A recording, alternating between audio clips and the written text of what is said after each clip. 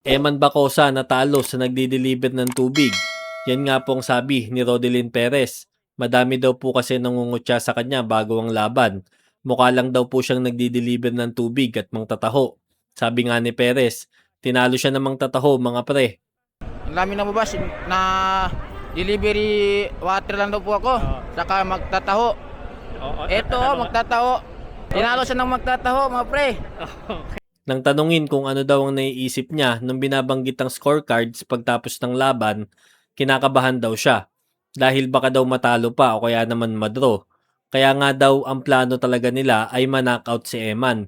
Huwag na daw paabutin ng desisyon. At yun nga ang nasa isip niya buong laban dahil 3 beses niyang pinabagsak si Eman. Actually 7 pero yung iba ay hindi considered as legal knockdown. Kaso bandang huli umabot pa rin sa desisyon kung saan siya naman ay nagwagi. Di nga daw po siya makapaniwala na natalo niya si Eman. Talagang matibay daw po kasi ito. Tinanong nga po si Perez kung payag daw po siya sa isang rematch at sagot niya naman po ay oo. Kung matatandaan ay minsan nang nagtapat ang dalawa kung saan si Eman naman ang nanalo. Kaya maganda nga po na magkaroon ng part 3 para magkaalaman na kung sino talaga ang mananaig sa kanilang dalawa.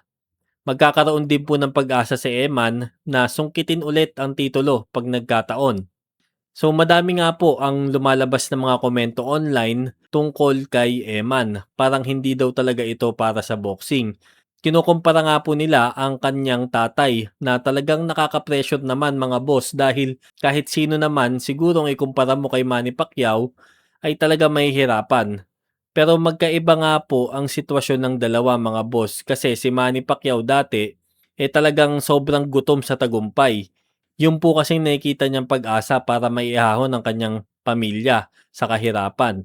Habang si Emma naman ngayon, hindi naman po talaga kailangan mag-boxing pa para mabuhay dahil kung sa kita lang po ang pag-uusapan, milyones na ang kinikita nito sa showbiz at mga endorsement.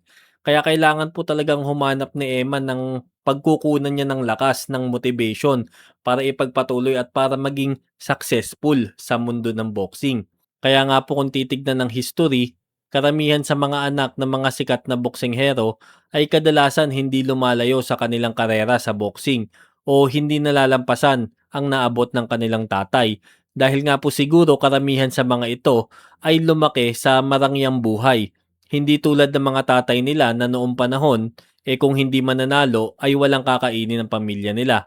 Kaya mas motivated po talaga ang mga ito.